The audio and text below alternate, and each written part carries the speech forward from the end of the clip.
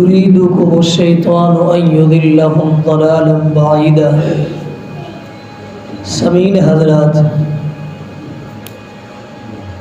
آپ یہ بات سماعت فرما رہی ہے کہ شیطان کا ارادہ، شیطان کی چاہت کیا ہے۔ گزشتہ درس کے اندر آپ نے نماز کے متعلق سنا تھا کہ شیطان کی چاہت یہ ہے کہ وہ انسان کو بے نمازی بنا دے، نماز سے روک دے۔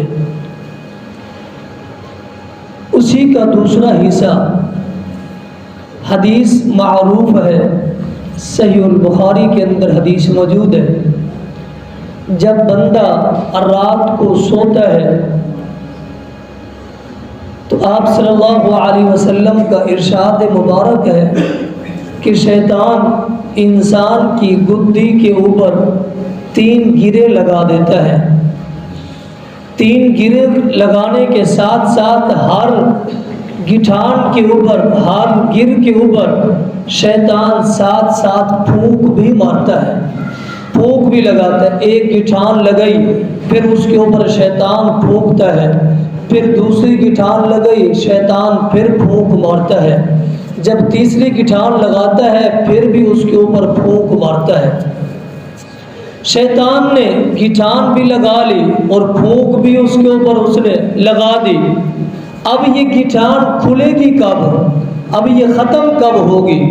آپ صلی اللہ علیہ وسلم کا ارشاد ہے، آپ فرماتی ہیں کہ جب بندہ صبح اٹھتا ہے، اٹھنے کے اوپر ایک گٹھان کھل جاتی ہے، پھر جب بندہ وضو کرتا ہے تو دوسری گٹھان کھل جاتی ہے، پھر بندہ جب نماز کے لیے کھڑا ہوتا ہے، فجر کی نماز اس سے متعلق ہے، فجر کی نماز کے آگے دوسری نماز نہیں، فجر کی نماز یہاں ہے، فجر کی نماز پڑھتا ہے تو تیسری گٹھان کھل جاتی ہے۔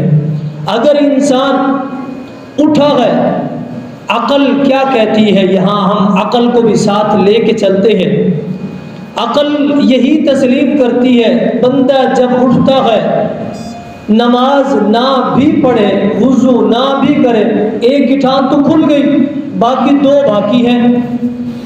پھر بندہ اپنا فریش ہونے کے لیے واش روم میں جاتا ہے، غسل خانے جاتا ہے، نہا لیتا ہے، اور انسان وضو کر لیتا ہے یا غسل کر لیتا ہے، غسل جنابت کر لیتا ہے، تو اسی کے اندر وضو بھی شامل ہے، تو 2 گٹھانیں کھل جاتی ہیں۔ یہاں تک عقل کام کرتی ہے۔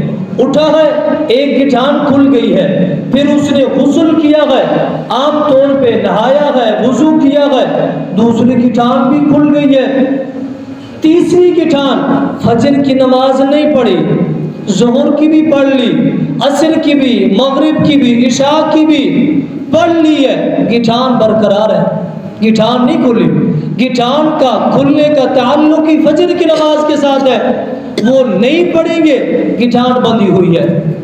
ہم سب اندازہ لگائے کہ ہماری گدی کے اوپر شیطان نے جو وہ 3 گٹھانیں روزانہ رات کو لگاتا ہے، اور ہم اٹھتے ہیں 2 کھلتی جا رہی ہے، تیسری ہوئی باندھی ہوئی ہے۔ اندازہ لگائیں کتنا ہماری عمر ہے اور شیطان کی کتنا گٹھانیں ہمارے اوپر بندھی ہوئی ہیں۔ تبھی تو دین اسلام کی باتیں دل تک پہنچتی ہی نہیں ہے، انسان کا غصہ ٹھنڈا ہوتا ہی نہیں ہے، انسان کو اچھی لگتی ہی نہیں ہے، جھوٹ بولنے کا انسان کا دل کرتا ہے، فحاشی عریانی انسان جلدی قبول کرنے کا دل کرتا ہے۔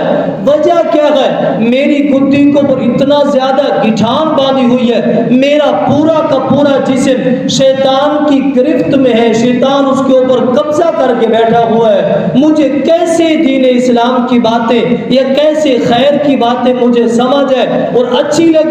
میرے دل کے اندر تو شیطان نے گھر بنایا ہوا ہے، میرا پورا کا پورا جسم شیطان کے قبضے میں ہے، تبھی تو شیطان کی باتیں اچھی لگتی ہے اور دنیا کی باتیں اچھی لگتی ہے، دین کی طرف چلتا ہی نہیں اور دین کی باتیں سمجھ ہی نہیں آتی۔ آپ اندازہ لگائیں، ہم نے خود ہی اندازہ. پھر جب شیطان کی گرفت میں ہے وہاں سورۃ فلق کے اندر ہے وَمِن شَرِّ النَّفَّاثَاتِ فِي الْعُقَدِ. لوگوں پھونک مارنے والے کے شر سے بچے.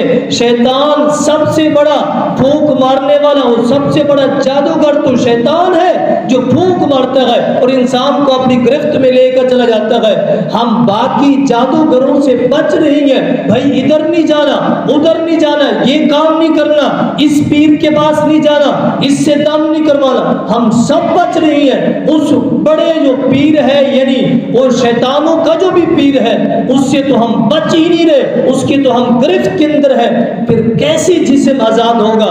یہاں پتہ چلتا ہے جو شخص فجر کی نماز نہیں پڑھتا یا خصوصاً اس کے ساتھ تعلق ہے فجر کی نماز چھوڑ دیتا ہے وہ انسان سارا کا سارا شیطان کے قبضے میں ہے، اس کی گرفت میں ہے. اور شیطان جہاں چاہے جیسے چاہے اسے اپنی انگلی سے نچا بھی سکتا ہے، اسے گھما بھی سکتا ہے، اسے برائی کی طرف لے کے جا بھی سکتا ہے. ساری چیزیں شیطان کے ارادے پہ یہ زندگی بسر کرنا شروع کر دیتا ہے اور انسان شیطان کی قید میں ہے، اس کی جیل میں ہے. کب آزاد ہوگا؟ جب فجر کی نماز ادا کرے گا. ہماری مرضی ہے شیطان کی چاہت پہ زندگی بسر کرے یا اللہ کے رسول صلی اللہ علیہ وسلم کی چاہت پہ زندگی بسر کرے. اب ہمارا آغاز شیطان کی قید سے ہو یا ہمارا آغاز اللہ رب العالمین کی رحمت کے ساتھ ہو تو پھر کیسے میرے گھر کے اندر، میرے جسم کے اندر، میرے کاروبار کے اندر کیسے برکت آتی ہے؟ کیوں میں نے آغاز ہی اللہ رب العالمین کی رحمت کے ساتھ کیا ہے، نہ کہ میں نے آغاز شیطان کی قید اور اس کی گرفت کے اندر کیا ہے. یہ مرضی ہماری ہے ہم کس کی چاہت پہ زندگی بسر کریں. وَمَا عَلَيْنَا إِلَّا الْبَلَاغُ.